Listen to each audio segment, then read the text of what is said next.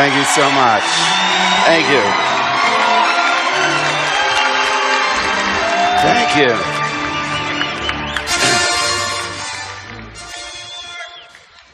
Thank you. Well, here's a panel I was hoping wouldn't come for another 30 years. Someone once wrote, when someone you love becomes a memory, that memory becomes a treasure. And here today, we're here to celebrate the treasure that was Carrie Frances Fisher.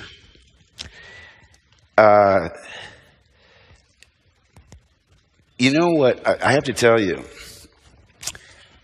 I have been trying to deal with this. You know, there's the 5 stages of grief.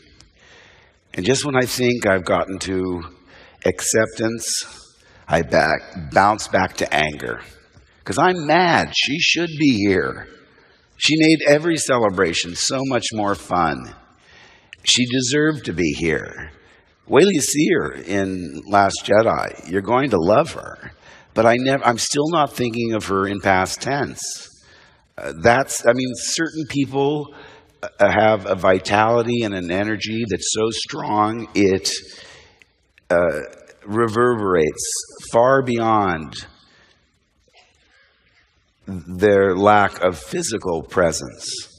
You have to forgive me because I actually looked up what is a tribute. A gift, a compliment, given as due, an expression of gratitude or esteem. And I have to tell you, Carrie would want us to be happy. She wouldn't want us to become consumed by grief. She was all about having fun every day, finding fun, finding her own fun, which is why it was such a joy to be around her. Well, most of the time. Because, you know, when we found out in the storyline that we were brother and sister, we were more like brother and sister than we realized because we loved each other, but we fought and we criticized and we were judgmental and we'd get fed up with one another. By the time they told us that we were going to be brother and sister, you see, they took us aside and they said, I said, this is going to be something, because last time they pulled me aside, they told me he was Dad Vader. And Kirshner said, now you know and George knows and I know, so if it leaks, we know it's you. What a burden that was. I had to keep that a secret for more than a year. So they brought us into the dressing room and they told us, this is during Jedi, because there was a mock scene with the wrong information, and they said, Luke and Leia are twins separated at birth. And, you know, I was stunned. I'm 5 years older than Carrie. And I said, well, wait a second. Let's see, if I'm Luke Skywalker from a moisture farm on Tatooine, and she's Princess Leia, does that make me royalty? And without missing a beat, Carrie said, no!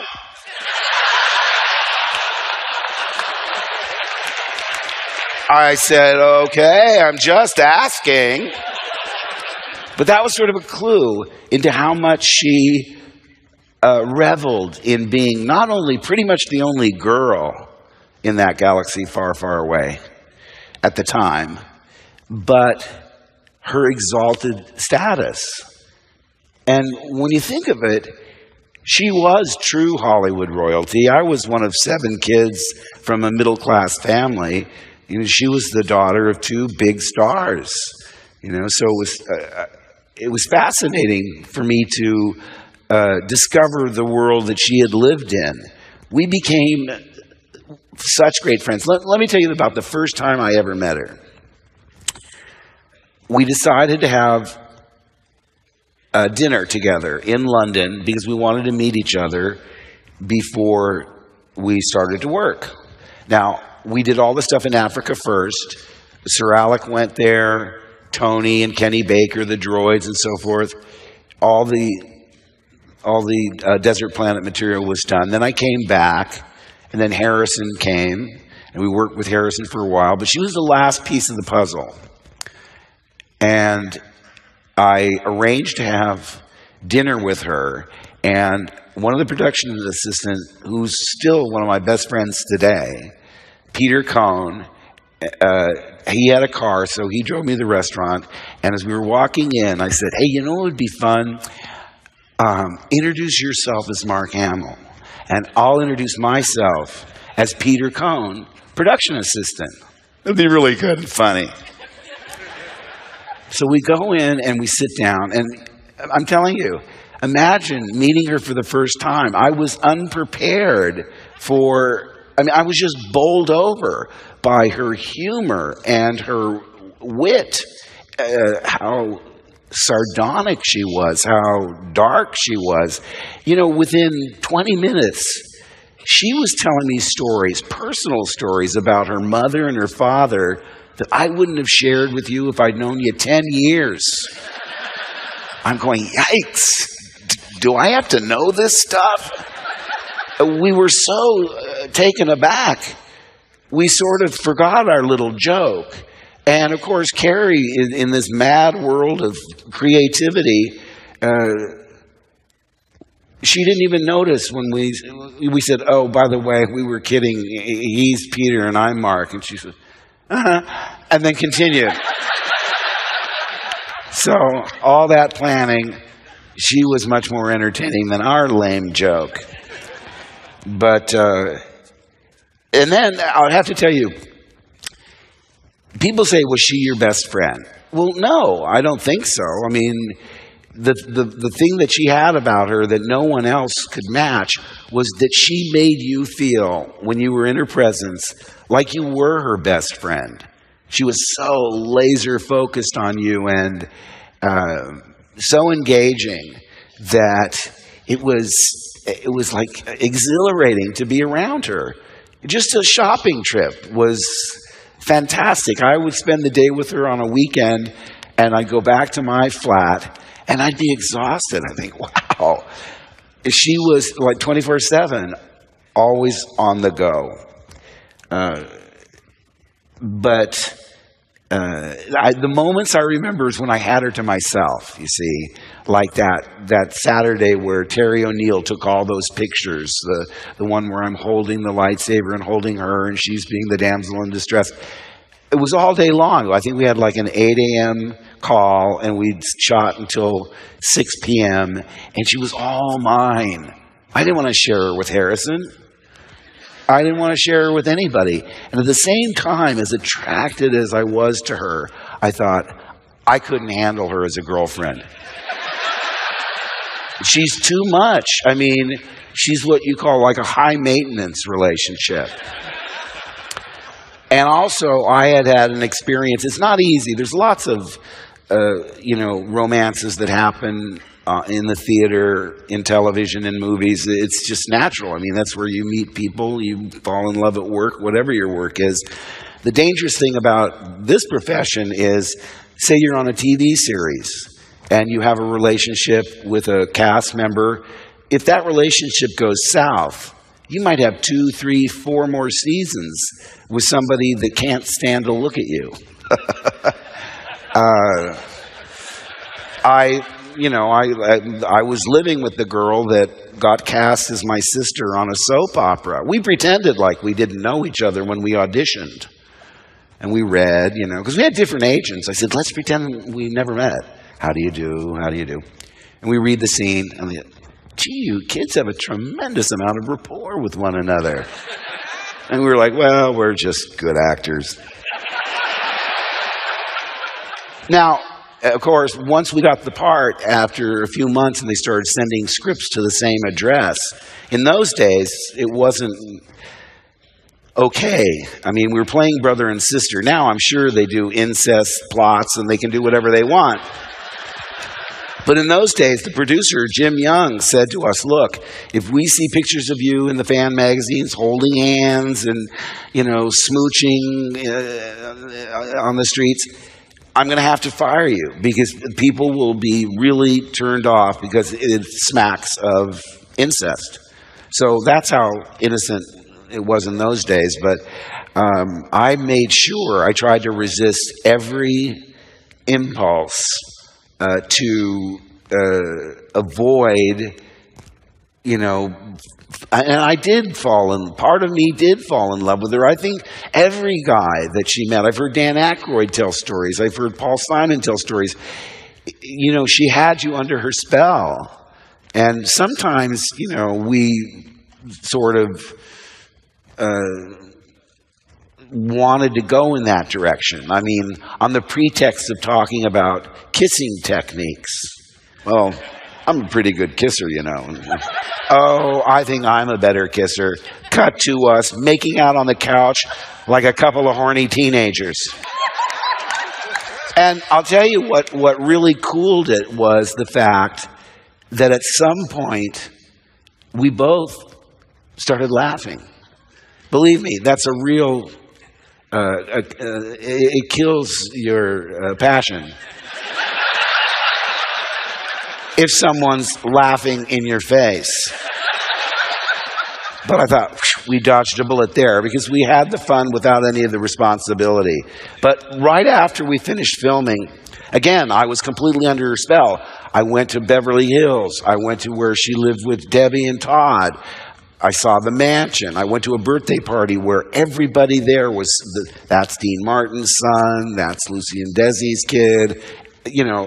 Everybody was somebody nearly famous. I was the only one there I'd never heard of. And you walk through the parking lot, and it looked like a car dealership for, the Maseratis, Lamborghinis, Mercedes-Benz. I had sort of a beat-up Mazda that I parked down the street so I could arrive on foot. I'm no fool. But again, it was such an exotic life. I'd been in the business almost 7 years, but I just had never met kids who grew up and gone to Beverly Hills High and just had that as part of their life. And then when I was in New York, I visited Debbie in her apartment there. When Carrie found out I was staying in a hotel, she said, forget that, you're staying with me. And I moved in with her and her roommate, Griffin Dunn. She was like that. She was so giving, and she had fun around me. I had fun around her. And like I say, a relationship that's that sort of passionate, and I don't mean that in a physical sense, but just in our emotional sense, burns very brightly and sort of by definition has to fizzle out. By the time we got to Empire, so much had changed. Harrison had moved on from his first marriage. I was married and expecting our first child.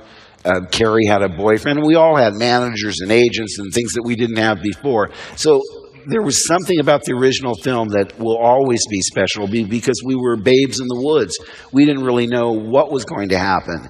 But one of the things I'm most grateful for, because there were long stretches, we get fed up with each other, and I remember we were doing the bikes in Jedi, and we'd be up on these bikes, and they say, if you kids could just stay up there between takes, it would save us a lot of trouble. We're almost ready, and so forth.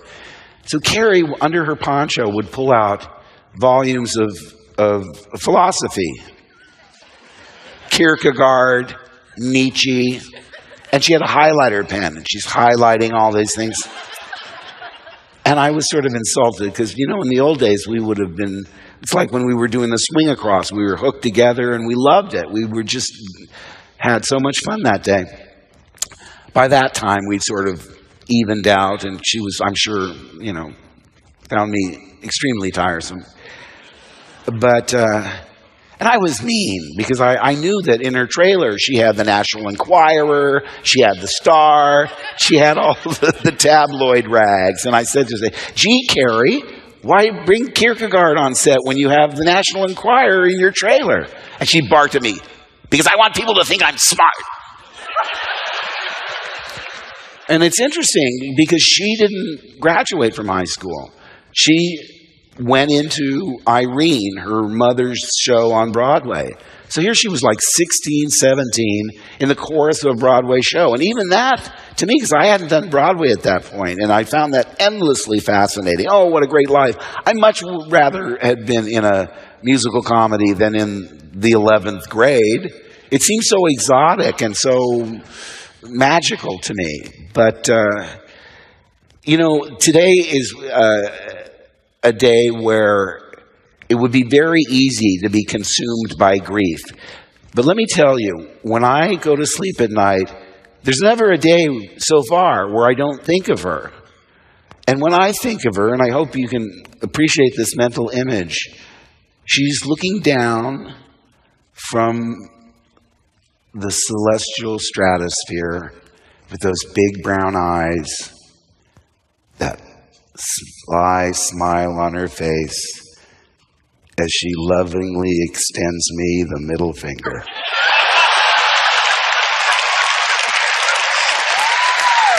And that's how I want you to think of her. That was Carrie. She'd be having a great old time. I remember talking about one of my favorite scenes in Tom Sawyer. I think it's chapter 16, 17, where they think Tom and Huck are dead. And they sneak up into the balcony and watch their own funeral. Mark Twain was so brilliant. What a premise that is. Because it's like these people that die and then they give all these awards. Why didn't you give him an honorary Oscar when he was 87 waiting until he was 91 and dead? Because at the funeral, everyone's talking about Tom and Huck. Well, they were such good boys. They had so much promise. They were never treated well when they thought they were alive. But that's when Carrie looked at me and said, I promise you, if you go first, I'll heckle your funeral. That's quintessential Carrie. It's so irreverent. It's so funny, the concept of someone heckling your funeral. And he said, promise you'll heckle mine. I said, oh, you got it, babe. Well, that's one promise I won't keep.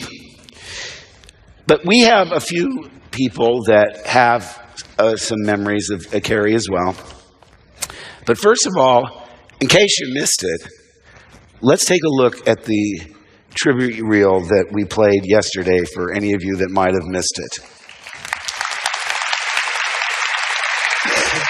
Help me, Obi-Wan Kenobi. You're my only hope. I love these movies, and actually they've become better for me now because I have a daughter and she loves them. I loved that Princess Leia was a very strong woman, and I adored how feisty Carrie Fisher was.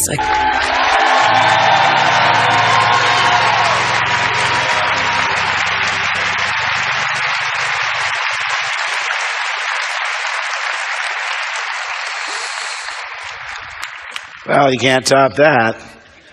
It reminded me the first day she worked was the day we were running down the Death Star after releasing her from her cell. And by the way, when I read the script, I thought nothing defines the princess more than the fact that we risk our lives to board this technological marvel of a Death Star, find her cell, extricate her from that cell, manage to get her back to the Millennium Falcon, and she looks at it and says, "You came in that?" Come on. That's the princess. And it reminds me of my sisters saying, Dad, can you drop us off a block away from school? Remember my Mazda story?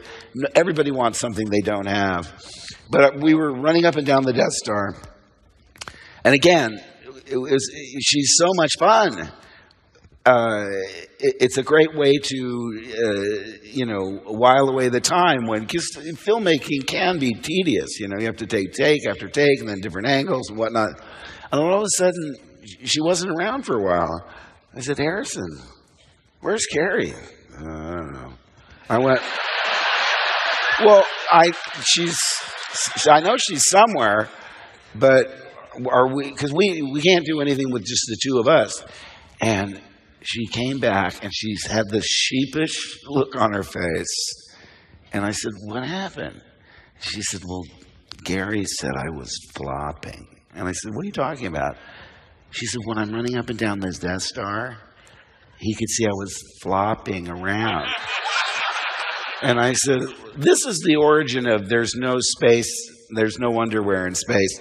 Because I said, well, what do they do? She said, they taped me down. So now try and watch that movie again without thinking of her with gaffer's tape. She was adorable. I mean, and perfectly, as I always figured, we must have been cast in scale, because Harrison's this tall, I'm this tall, and Carrie's 5'2". And there's nothing a man my size enjoys more than a diminutive woman, because it makes you feel tall. And she was so challenging, I mean, like I say, we both really had a love of the absurd, of Monty Python, and she was very knowledgeable about film. She'd seen so many of the movies that I loved. Jealous that I got to work with Alec Guinness and she didn't. I said, yeah, but you got to work with Peter Cushing and I didn't. But she also said to me, I wish I could go back and do that scene again. I said, what scene? And she goes, I really overdid the English accent. I thought I recognized your foul stench when you came on board. And I said, no, it's perfect. She said, well, I was working around all these English actors, and she had gone to the London School of Drama, so she had been hanging, all of her classmates were English for the most part. But she got self-conscious about it. And that's what I loved about her. I think I said in a tribute that, again, when this happened, I said, well, that's it. I don't want to talk about it. And they said, no, you have to talk to the press. Just make one statement, and then you'll be done with it. And one of the things that I said was so true. Do you want me to read it? Because I can annotate it a little bit. This is like too soon. This is like a week after it happened. I said, it's never easy to lose such a vital, irreplaceable member of the family, but this is downright heartbreaking. I don't know if I can read this. Carrie was a one-of-a-kind who belonged to us all, whether she liked it or not. She was our princess, damn it. And the actress who played her blurred into one gorgeous, fiercely independent, and ferociously funny take-charge woman who took our collective breath away. Determined and tough, but with a vulnerability that made you root for her and want her to succeed and be happy. That's what I thought was so incredible about her. For all the bravado, it was almost a defense mechanism, that she wore this toughness like armor, but down deep there was that vulnerability of a little girl. It's enormously appealing. And she's so smart, You call this a plan? Give me that gun. She made Solo and Skywalker look like chumps. No one had probably ever challenged Han Solo, least of all, she was 19 years old. 19! I was a worldly 24, of course. But that's what I thought was important, that it made you want to root for her, but it made you want her to succeed, and you wanted her to be happy. It was so hard to put this to words. And honestly, she played such a crucial role in my life, both professionally and personally, and both would have been so diminished had she not been a part of my life and my career. I'm grateful for the laughter, for the wisdom, and the kindness, and even the bratty, self-indulgent crap. See? Siblings to the end. I had to put in a little... Even the bratty, self-indulgent crap my beloved space twin gave me. So thank you, Carrie Francis. I love you, Mark.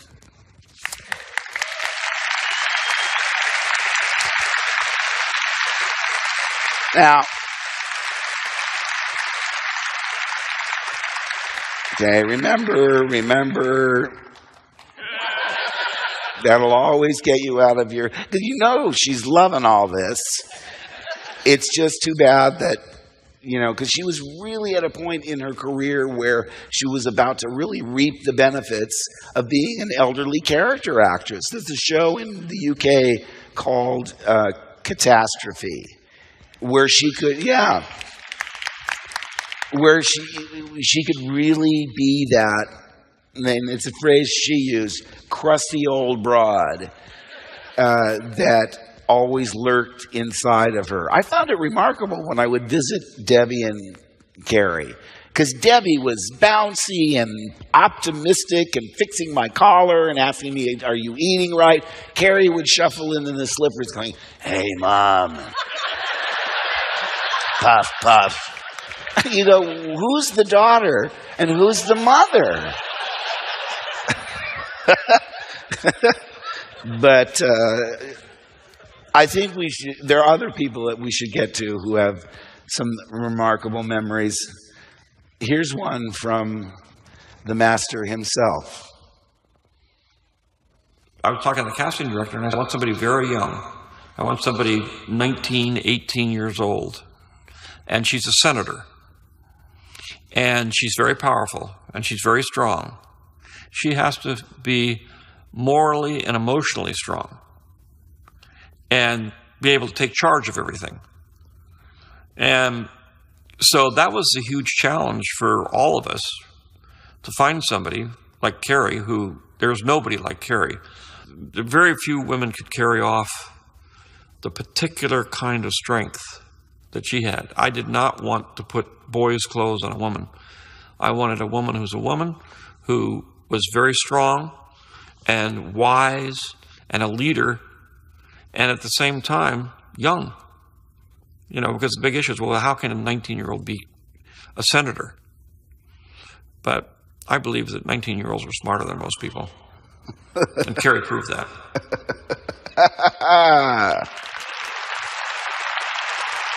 Yes. I finally looked at the screen tests that were on the DVD extras. I was home at the flat one day and the whole family went out shopping or something, and I came across auditions for Star Wars. I thought, ugh. Do I have the nerve to watch mine? And when I watched them, I watched Robbie Benson, and I watched William Catt, and I watched, from The Thing. He's such a good actor. Kurt Russell. And every one of them would have been great Lukes. And I finally watched mine, and I thought, well, good. I wasn't pushing too hard. Sometimes if I really want something, my neediness bleeds through. The best thing you can do, by the way, if you're an aspiring actor, is pretend like you don't want it. It's like the girl that won't date you in high school. You want her more! But I thought, well, that's good. I was sort of relaxed and laid back, so I'm happy about that. But I thought, he must have just thrown a dart at 4 pictures on the wall, because they all would have been perfect Lukes. Later, I heard from Marshall Lucas that, as he said, it was about chemistry, and that there were the final Luke, Leia, and Han, and a Luke, Leia, and Han, and they never mixed and matched. It was always Carrie, me, and Harrison, and the other 3. So he was packing to go to England, and he still hadn't really decided, and Marcia told me that I said, that's the group to go with. And look at how everything changed. I was reading a book about the monkeys, and Mickey Dolan said, oh, I'd been up for 3 or 4 pilots that year, and he went out for the monkeys. And he said, can you imagine one single audition that changed your life forever? I said, oh, I think I can imagine. So, I got to watch time, because we have another memory that I think you'll enjoy. We have that queued up? So the last time I saw Carrie was actually in November. I went over to her house because I needed to show her the last shot of Rogue One, which we had done as a computer-generated shot, and she hadn't seen it finished yet. So I got to the house, and typically she would always want to go to the back room where she had it decorated with all sorts of wild stuff and neon signs and whatnot. So she was talking a mile a minute. We got back to the back room. I opened up my laptop computer and set it down, and she said, so what are we going to see? And I said, well, you're going to see the finished shot of yourself at 20 years old. And she said, oh, okay. So I rolled this shot, and she looked at it, and she didn't say anything right away. She just kind of leaned back, sort of stunned. And then she goes, and I'm sorry I can't say this completely, because if you know Carrie, she dropped the F-bomb several times. So she said, oh my effing God. And I said, yeah, it's pretty amazing, isn't it? And she said, yeah, I can't believe it. And then, typical with Carrie, she jumped up, changing the conversation, because usually when you get to know Carrie, she was always bouncing from one conversation to the next. It was very tough to keep up. So she reaches over and she grabs Princess Diarist, which is the book she had just finished writing and she was promoting. And she said, she looks over at me and she goes, I think Harrison's really mad at me. And I said, and I paused just a little bit too long. And I think she actually didn't want to know what I thought. But she carried on and she said, I'm going to autograph this for you. And I said, okay. So she grabbed her copy of the book and she autographed it. And when I got out to the car and I was getting ready to head home, I opened the book and she had written in it, you are my only boss. Thank you for not firing me. And I burst out laughing, which that was Carrie. She was always funny. All right. Let's thank Kathy for not firing her, by the way. I started getting this sort of laryngitis in the middle of the day, and I thought, must be psychosomatic, because this is looming, to have to try and use you as therapy to get through this together. It's nothing that I anticipated, and like I say, she wouldn't want us to be consumed by grief. She was all about laughter and laughing. And thank you for not firing me.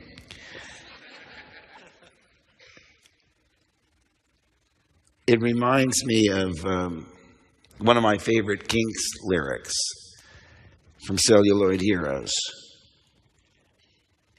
I wish my life was a non-stop Hollywood movie show, a fantasy world of celluloid villains and heroes, because celluloid heroes never feel any pain, and celluloid heroes never really die. But reality has to butt in and ruin our dreams. Because Carrie will always be with us, probably stronger than ever before, because you never miss something like you do when you don't have it anymore. I know I did. And one of the things I was so grateful for, because we had a long stretch where I didn't see her for many years. Occasionally we would, she would have a charity and I would donate signed items or vice versa. And we were perfectly friendly. We weren't just hanging out anymore. So the great gift of coming back to these movies was the fact that I could reestablish my relationship with her and sort of make amends, because, there were rocky times, and I don't know how if it ended well or not, but it was like being in the original band. We had a big hit record, it went supernova, and then we all went solo, and we had our highs and lows. But she was there from the beginning. They asked George Harrison, what was it like to be a Beatle? He said, what was it like not to be a Beatle? Because that's all he knew. And here she was, 19, barely out of drama school. Star Wars was my first movie. I'd done lots of television and TV movies and soap operas and so forth. But little did we know how this would take hold and go on and on and on and on and on. Oh, that reminds me. We were in Westwood when we heard that the trailer was in the movie theaters. We didn't see any commercials on TV, by the way. I never saw a commercial for Star Wars before the movie came out. And I watched Saturday Night Live every week, believe me. But we walked by the Abco. Carrie was always getting me to do crazy things. In other words, if you see me in that floral robe walking around the desert, that was Carrie's robe. She goes, you put it on. And I just, without thinking, I did it because I wanted to please her. And this was funny to her. She thought of me as like her own personal paper doll, I think. One time when they were filming Empire, now remember, I'm off with Yoda on stage, whatever it is, and she's in the Millennium Falcon on another sound stage. And she comes, we met in the lunch hour, and she said, try on my space suit. And I said, what are you talking about? I can't get in that. She's petite. She goes, you can get in. And she had one of those clown heads with the glasses and the nose and the big bozo hair. So she said, put this on. And she was dressing me. And she says, now put on my space jumpsuit. I said, Carrie, I can't put on my space jumpsuit. And I said, okay. And I'm stretching to get into this thing, and it's like really tight. I had to suck it in the stomach to get it zipped up. And I looked like an idiot. You can imagine it was just skin tight, and I could hardly breathe, and I had this stupid thing. And then she took me by the hand and walked me all around the studio. Like I was some mental patient on an outpatient basis. And I don't think I would have done that for anybody but her. I was always doing whatever she wanted, because she had that sense of absurd, and I thought, don't be such a stick in the mud. Nothing pleased me more than hearing her laugh. And a lot of times you'd say something and she'd go, funny, without spontaneously laughing, which was odd. A couple of the things that I said to her wound up in her books without being accredited. And I go to her and say, Carrie, I said that to you. And she, did you? I don't remember that. But, you look kind of small arguing over something that you said years and years before. Another example of things where she told me, I got to go fast. there's figures of us at Madame Tussauds Wax Museum in London, and I always thought, oh wow, that would be mind-blowing to go see yourself in wax, because we didn't pose for it. They did it from sculpture and measurements and whatnot.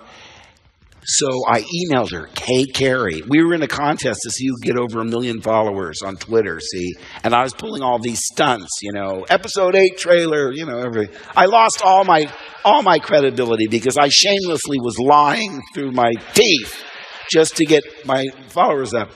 And I said to her, by the way, I said, if you'd stop using those emojis, I said, it takes me half an hour to read whatever you're writing.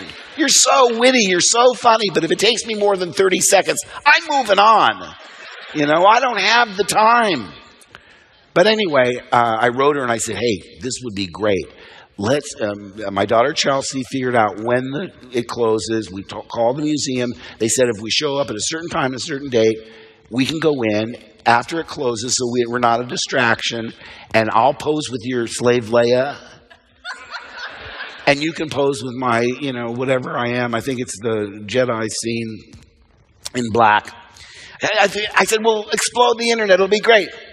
And I didn't hear back from her.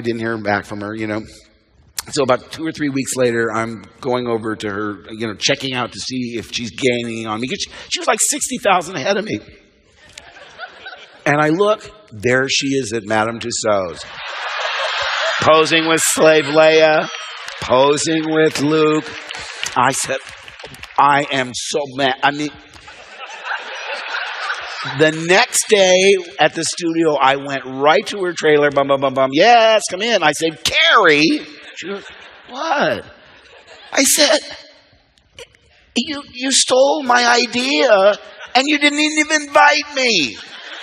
She goes, what are you talking about? I said, I thought it would be great if we both went to Madame Tussauds and posed with the wax figures. And she goes, oh, that's a great idea. We should do that. I said, you just did it. It's too late. Oh, never mind. But she had this sort of innocent thing about, what are you talking about? She goes, is your name in your email, Mark Hamill? I said, no, my email's something else. She goes, that must be a minute. Like she would have answered me if Mark Hamill was in the email. Okay, we're getting very close. Let's get to a clip. Let's get to a person who will give you his own perspective on his introduction into the world of the fisherdom, Warwick Davis.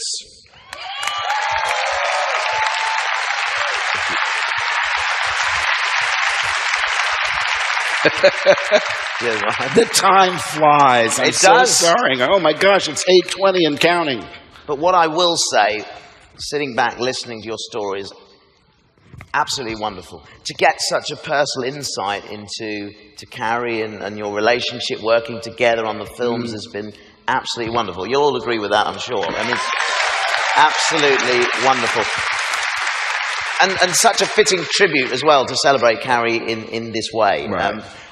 For me, my first memory of Carrie was when I was 11 years old and very new to the film industry. I'd never been on a film set before. But what Carrie did was just made the whole experience for me fun. It wasn't intimidating. It wasn't daunting in any way. It was just fun. Right. And, being inside an Ewok costume, you get very hot. And I remember every time I took the head off, Carrie would be there checking I was okay. Aww. She'd have chocolate milk, she'd have cookies, whatever she thought I needed. And she kind of became a very sort of on-set mother figure to me. But yeah, I just remember her humour and just making the whole experience fun. I mean, that's a very candid piece of video there. Right. Some behind-the-scenes footage. You were such a breath of fresh air because this was the last film. It was almost like your senior year in high school. We'd become sort of jaded and anxious to move on to the next thing. And he shows up roller skating around the studio, flying around. And, we all went back to our best behavior because it was an outsider, because we had sort of fallen into bickering, and it's inevitable when you're in a group that long. So it was such a joy to have you there. Well, you all made me feel so welcome. I mean, absolutely. I mean, it was a great way to be introduced to this industry, of course. You know. And it's been downhill ever since. Absolutely. No, that's not true. There's not a movie in England made anymore that doesn't have Warwick in it. He's in all the Harry Potters.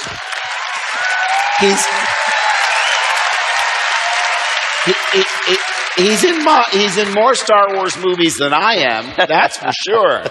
Well, something else I'd just like to say, and a piece of video I want to introduce before I go and leave Mark to wrap up the show, is many of my fond memories as well of Carrie more recently have been on stage at celebration events. Now, as Mark's already mentioned, she loved celebration. She loved the fans. I mean, for any of you who ever met Carrie at a celebration or a convention anywhere, you'll know she had so much time for the fans and just loves to celebrate the films and her character. And I spent many a happy hour on stage with Carrie, and I cut together a short highlights reel of our time for you all to enjoy here this evening. So we'll take a look at that. Please give a royal welcome to a new Disney princess, Carrie Fisher! Since we last chatted, you've been working on The Force Awakens. We can now talk about it. I'm not allowed to talk about that. You are now, though. Oh, that one. Yes, okay, the one that we... I don't know what I'm not supposed to talk about, but I know it's something. The picture there will remind you of that moment. So you I know, that's my baboon-ass hairstyle.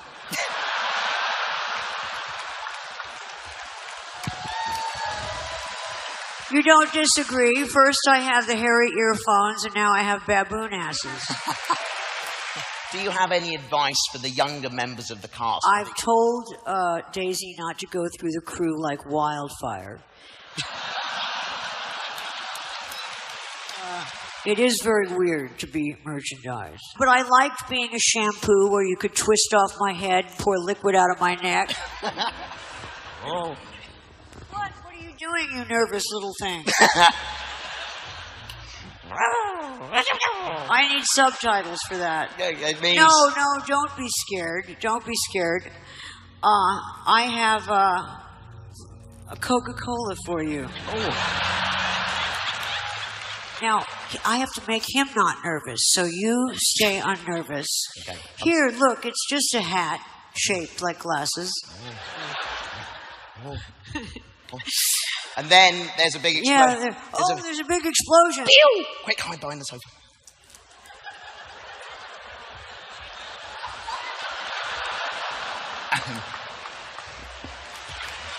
Oh. If you just shut your eyes for a moment, when I come back on, I'll say open them, and I want you to say the first thing that comes to mind. Okay, open your eyes. There's always a bigger fish. You know, when we were doing the scene in the trash compactor, there was a thing that was supposed to be called a Dianoga. That was the thing under the water that grabbed Mark. And so we're in the trash compactor, and Mark lifts up a piece of trash and says, "Pardon me, George, could this be Dianoga poo-poo?" I'm always Princess Leia. I mean, if I ran into one of you, would you call me Carrie or would you call me Leia? Both. That's true. I am Leia and Leia is me. Let's call the whole thing on.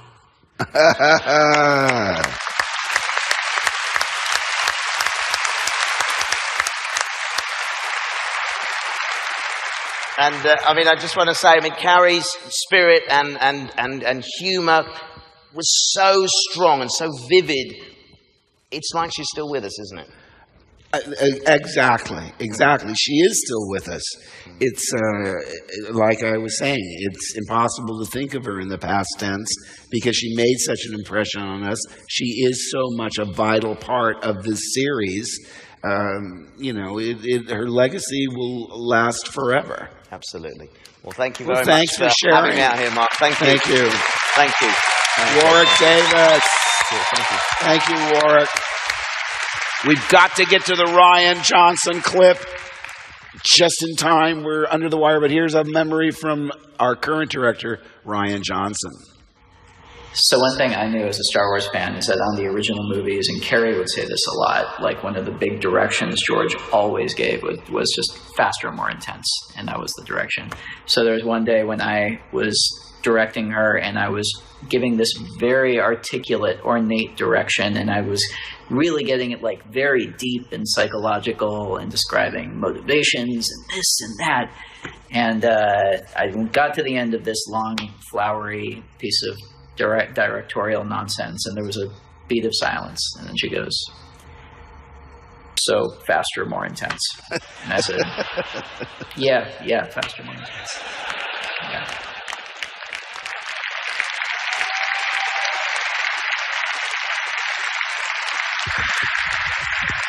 Well, listen, I want to thank you because this is part of the process that I need to move on. I tried very hard, but we lost Kenny Baker and Carrie in such a close period of time. But she loved you, and I certainly love you, and I need your support, and we all need each other's support to make sure that we honor her legacy in a way that she earned, in a way that she deserves. And I'm thinking of one last quote for you, and that is, "As long as we live, so too she shall live, because she has become a part of us all." And we'll never stop missing her. Thank you so much. Thank you, Carrie. Thank you. Carrie thanks you, and I thank you.